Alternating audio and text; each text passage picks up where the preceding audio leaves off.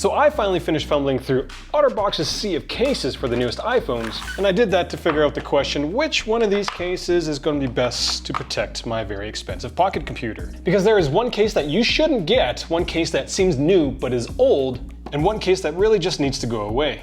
All right, this is going to be fun. First up, the Symmetries.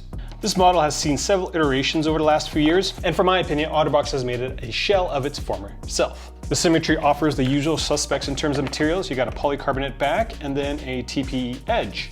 Now this new design is slightly different than what I prefer the Symmetry to be. This is a Symmetry with a pop socket on it.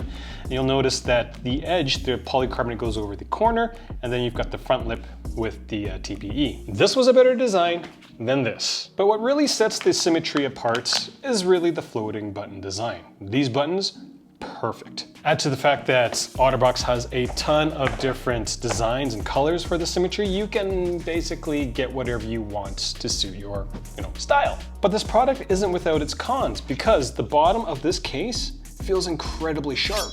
And despite having a TPE edge, the back of the case is very smooth, and so it actually feels really, really slick. Which means this thing's gonna be like an air hockey puck, and MagSafe accessories might come off a little easier.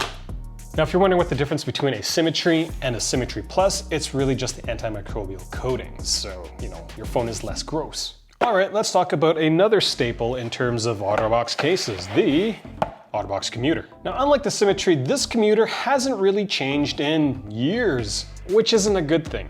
It's still a two-piece case.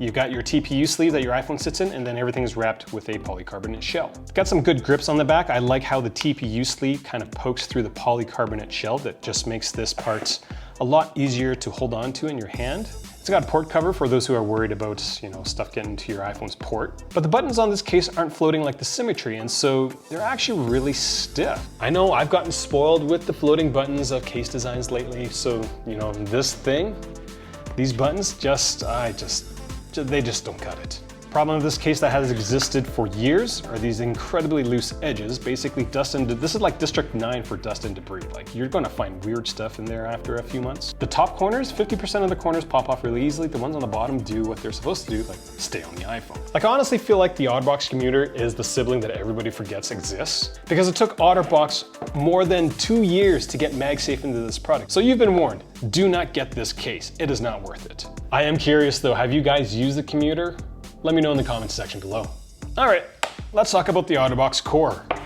Now, this is one of Otterbox's newer cases, and I actually really like this product. The core has a polycarbonate shell, and then it's wrapped with some rubber stuff. Now, one of the standout features of this product is that, well, it's made from recycled cases. So I'm guessing all these colored pieces are the ghost of past Otterbox cases. Ooh. Regardless, it gives the core a nice texture to it. I really do like the asymmetrical feel of this product. Now, from a protection standpoint, the corners of this case are only 2.4 millimeters thick. Otterbox's thinnest case is at 2, Otterbox's thickest case is at about 3, and so this thing's smack dab in the middle in terms of protection.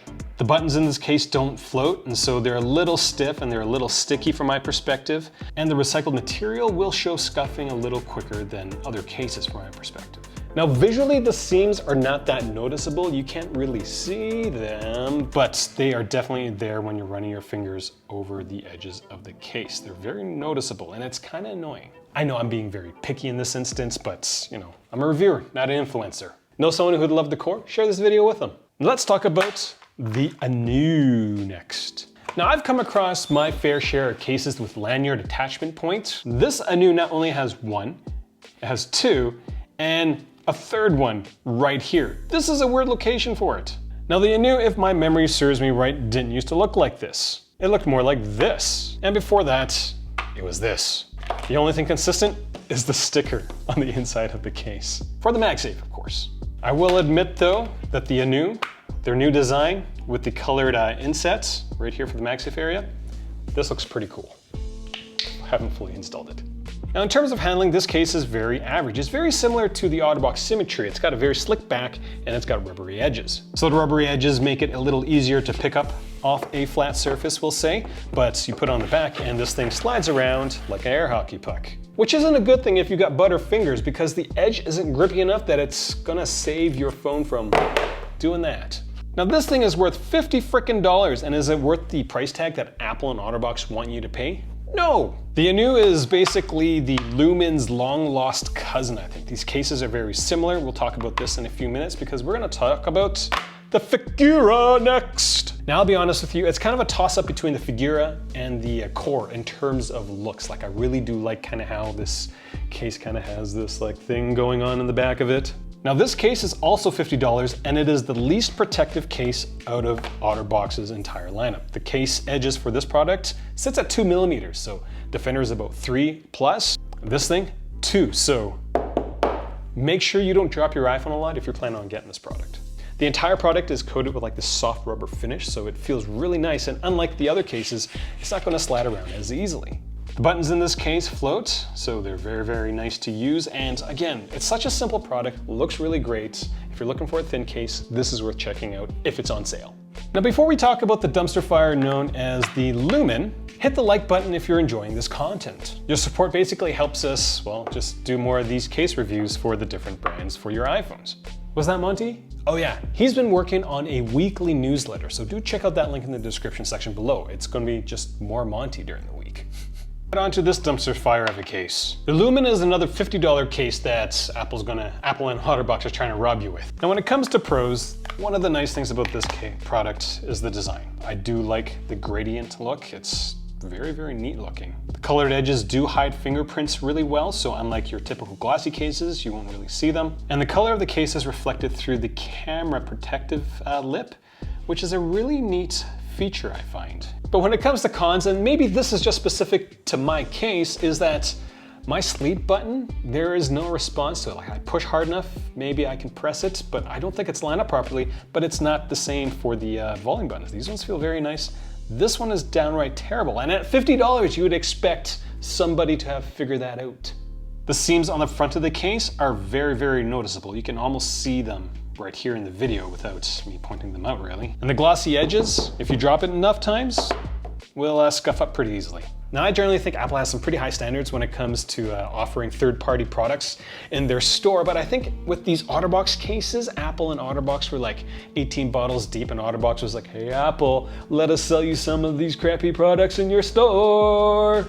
Now I know this is a case roundup, but I do have to mention the screen protectors because Otterbox talks about their screen protectors a lot on their website. They've got 3, the Flex, Alpha Glass, and the Amplified Glass. Most expensive, mid, and this one's actually pretty expensive as well, but this is plastic, these 2 are glass. Now in years past, the Amplified Glass was definitely the better product, but in my last round of testing with the iPhone 14 versions, this Alpha Glass beat the Amplified Glass in 5 out of 7 categories that I tested against. So if you're looking to save some cash, get the Alpha Glass. It's pretty good. If you want to know what the rankings for the other screen protectors are, well, do check that video out. All right, let's talk about the the Otterbox Fre. That's right, Otterbox finally put the final nail in the life-proof coffin. So life-proof is really no more. But you think they would have done something different with this product? No, it's exactly like the old LifeProof Fres. Now, if you're an adventure seeker or someone who's around water a lot, then you need a waterproof case. Not necessarily the Fre, but you do need a waterproof case. This thing is rated to a depth of 6.6 feet for an hour, which is a far cry from the iPhone's rating of like 30 minutes at like 15 meters, I think. So you might be thinking, why would I need this product if the iPhone is waterproof? Here's 3 reasons. The first is that there's a lanyard point, which means you can stick your iPhone to your body so when you're swimming, you don't drop it and it sinks and you can't get to it. Second thing, waterproofing on the iPhone is for accidents. A waterproof case on your iPhone is for fun. Salt water and electronics do not mix. And the final reason to get this case is that, well, this device by itself, when wet, becomes a wet bar of soap. You're gonna drop it, that's why you need something to protect it. Now the problems that plague the LifeProof Fre still plague the Otterbox Fre. As an everyday case, it's basically wearing like super tight pants 24/7. Touchscreen sensitivity is reduced slightly, so it makes it feel like you got fat fingers all the time. The screen has all these dots to reduce the rainbowing effect, but in certain lights, you can definitely still see the rainbowing. The plastic screen protector collects grease really easily, which means that selfies are going to be terrible if you don't keep this area clean, and Face ID also gets disabled if you make this part too greasy. This case does pop off quite easily, so you can easily remove your iPhone and use your daily driver case that offers better access. Not this one. Enough with the Fre, let's talk about the grandfather of iPhone cases, the Defender. Honestly, I think the Defender is like a security blanket for a lot of people. They constantly get new iPhones and they constantly go and get another Defender for it. It really hasn't changed over the years. It's still a two-piece design. Your iPhone goes in the back like this. There's a frame that goes on the top and you wrap it all up with this TPU sleeve. And the best part, still comes with a belt holster. Yeah! Still has a port cover for those who lose sleep over getting stuff in their port. And it still has the mute switch cover, which I think is borderline kind of useless, but you know, that's me. But let's get real, this case has been around, but it's definitely not perfect. It will add a lot of bulk to your iPhone. And yes, this case is incredibly annoying to remove. So if you are a person who has a case collection that likes to use different cases for different occasions, this might not be the one for you because you kind of have to just pick at everything and it just gets annoying. So that's the Defender. Let's talk about the Defender Pro XT. Now the Defender Pro XT may sound like a newer product, but in reality, it's a old product with a new name. The Pro XT looks like a Defender, smells like a Defender, but instead of having 3 pieces to deal with, you really only have 2. You have the outside frame and a little frame in this thing. So what case does that remind you of? Last time I saw a product like this from Otterbox, it was called the Otterbox Pursuit, and it was exactly the same as this. If you're planning on getting this case, the easiest way to install your iPhone in it is to not follow Otterbox's instructions, but to install the frame first, and you just force your iPhone into it. Because dealing with this frame is an absolute pain in the butt. Now the pros for the Defender Pro is that the handling of this product is incredibly nice. The original Otterbox Defenders had a really loose area around this volume button, and you don't have that with this product. They just have this grip strip, and it feels really nice in my hand. It has a lanyard attachment point, which is going to be handy for some people. And unlike the other Defender, is MagSafe compatible, so you could take your favorite accessory and use it with a Defender. Case still has dust flaps on the bottom for your ports, but they got rid of the mute switch one. So I guess somebody figured out that this thing in the Defender was kind of useless and annoying. Now all these features come at a really steep price. This is a really expensive product for what it is. And unlike the Defender that comes with a holster, the Pro XT, which you think something with a Pro name in it, would have those extra things. No, it doesn't. In fact, I couldn't even find on Otterbox's website if you could buy a third-party one. Now you could go and get a normal Defender one and kind of put it in, but it's a little loose. Would you take that chance with this belt holster being this loose? So what do you think? Would you splurge on a Defender Pro XT? Personally, I would. It's a very nice looking case. It's a very tough looking case. It's going to offer your iPhone, if you don't swap cases, you don't have to deal with the uninstall. It's a very worthwhile product to get, I think at like $80, $90 though. So that's all we got for this roundup. Questions, comments, leave them down there. First time watching one of my videos, make sure you hit the subscribe button and hit the notification button so that every single time Monty shows up on the internet with his really goopy eyes, you get to see it.